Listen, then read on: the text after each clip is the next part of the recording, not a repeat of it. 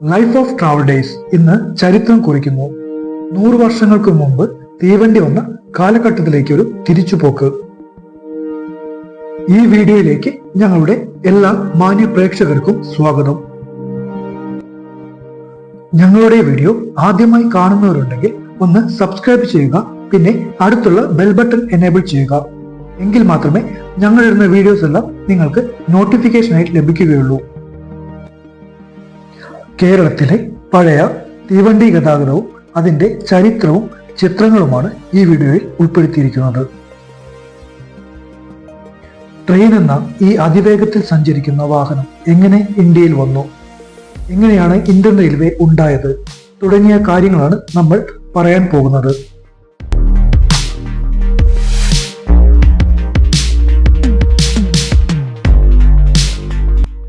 Indian railway Indian മന്ത്രാലയത്താൽ നടത്തപ്പെടുന്ന ഇന്ത്യയുടെ ദേശീയ മേഖലയാണ് ഇന്ത്യൻ റെയിൽവേ.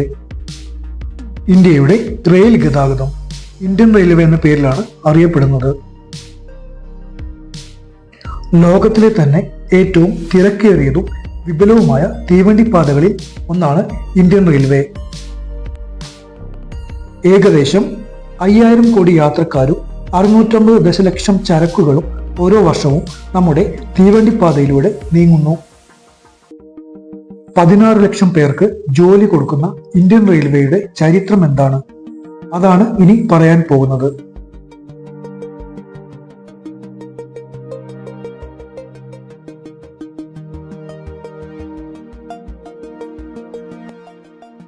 വർഷം 1832.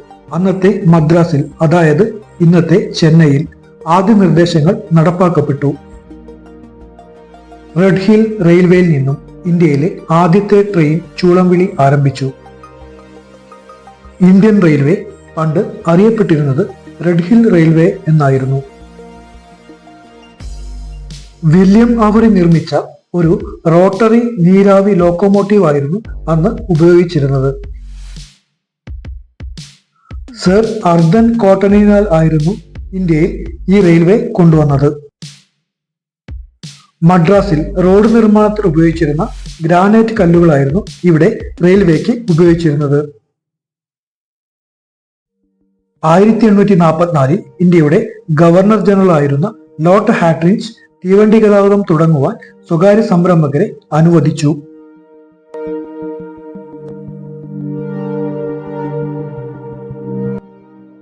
ഇതുകാരണം ഇംഗ്ലണ്ടിൽ നിന്നും ഒരുപാട് നിക്ഷേപകർ മുന്നോട്ട് വന്നു.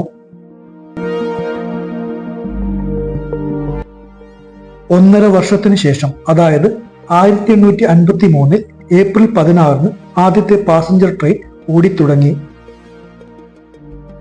ലോർഡ് ഫെക്നലാൻഡ് എന്ന 240 എഞ്ചിനാണ് ഈ തീവണ്ടിക്ക് ഉണ്ടായിരുന്നത്. ബോറിബന്ദർ, ബോംബെ, താനെ എന്നീ സ്ഥലങ്ങളിലൂടെയാണ് ഈ തീവണ്ടി ആദ്യം ഓടിത്തുടങ്ങിയത്. ഇനി നമുക്ക് കേരള ചരിത്രത്തിലേക്ക് ഒന്ന് കണ്ണോടിക്കാം. സംസ്ഥാനത്ത് 1861 ആദ്യമായി ട്രെയിൻ ഗതാഗതം ആരംഭിക്കുന്നത്. 1861 ബേപ്പൂർ തിരൂർ റൂട്ടിലാണ് ആദ്യ ട്രെയിൻ ഓടിത്തുടങ്ങിയത്. പിന്നീട് ഇത് കോഴിക്കോട്ടേക്കും എത്തി. 1926 ഫറൂഖ് റെയിൽവേ സ്റ്റേഷനിൽ നിന്നും തീവണ്ടി കയറാൻ കാത്തു നിൽക്കുന്നവരെ നമുക്ക് ഈ ഫോട്ടോയിൽ കാണാം.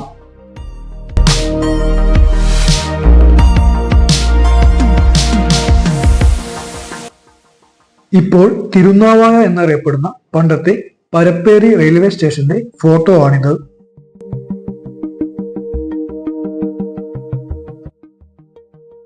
കൊച്ചിയിലെ ഹൈക്കോടതിക്ക് പിന്നിൽ ഉപേക്ഷിക്കപ്പെട്ട നിലയിൽ എറണാകുളം ടെർമിനൽ സ്റ്റേഷൻ ആയിരുന്നു കൊച്ചിയിലെ ആദ്യത്തെ റെയിൽവേ സ്റ്റേഷൻ. കൊച്ചി മഹാരാജാവായിരുന്ന രാമവർമ്മ 15 ഈ സ്റ്റേഷൻ ഉദ്ഘാടനം ചെയ്തത്. 1902 മുതൽ ഷൊർണൂരിൽ നിന്നും യാത്രക്കാർക്കായി എറണാകുളത്തേക്ക് ട്രെയിനുകൾ എത്തിത്തുടങ്ങി.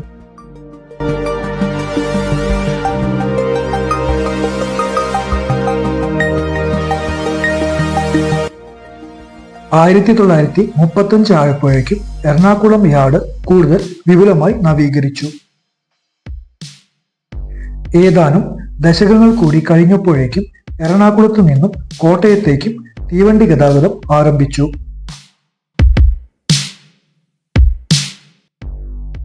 1903 13 കന്നറ പാലത്തിന്റെ നിർമ്മാണവും പൂർത്തിയായി. തൊട്ടടുത്ത വർഷം ഈ റൂട്ടിൽ ട്രെയിൻ ഗതാഗതം ആരംഭിച്ചു.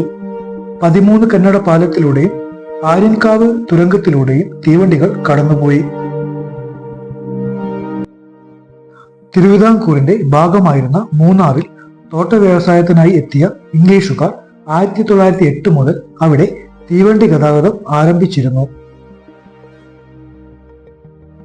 1902 തുടങ്ങിയ മോണോറെയിൽ സർവീസാണ് പിന്നീട് തീവണ്ടികളായി മാറിയത്.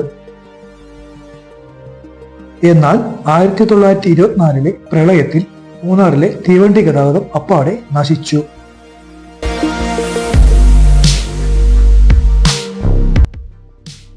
ഇപ്പോൾ നമ്മൾ ഈ കാലഘട്ടത്തിൽ ഉപയോഗിക്കുന്ന സൗകര്യങ്ങളൊന്നും തന്നെ അന്ന് ഉണ്ടായിരുന്നില്ല. ഇപ്പോഴത്തെ എക്സ്പ്രസ് തീവണ്ടികളും ഫാസ്റ്റ് പാസഞ്ചർ തീവണ്ടികളും ഈ കാലത്ത് നമ്മൾ ഉപയോഗിക്കുന്നു. വന്ദേ ഭാരത് പോലെയുള്ള ട്രെയിനുകൾ നമുക്ക് കാലം കരുതി വച്ചതായിരുന്നു. ചരിത്ര താളുകളിൽ നിന്നും പകർത്തിയ ഈ ഒരു സ്റ്റോറി ഞങ്ങളിവിടെ പൂർണ്ണമാക്കുന്നു. പുതിയൊരു സ്റ്റോറിയുമായി നിങ്ങളുടെ മുമ്പിൽ ഞങ്ങൾ വരുന്നതാണ്. ചരിത്രമുറങ്ങുന്ന ഈ വീഡിയോ നിങ്ങൾക്ക് ഇഷ്ടമായാൽ ഒന്ന് ലൈക്ക് ചെയ്യാനും ഷെയർ ചെയ്യാനും സബ്സ്ക്രൈബ് ചെയ്യാനും മറക്കല്ലേ. വീഡിയോ നിങ്ങൾക്ക് ഇഷ്ടമായാൽ ഒന്ന് ലൈക്ക് ചെയ്യാതെ പോകല്ലേ. നിങ്ങളുടെ പ്രോത്സാഹനമാണ് ഞങ്ങളെ മുന്നോട്ട് നയിക്കുന്നത്. മറ്റൊരു വീഡിയോയുമായി വരുന്നവരേക്കും it's me signing off YouTube channel.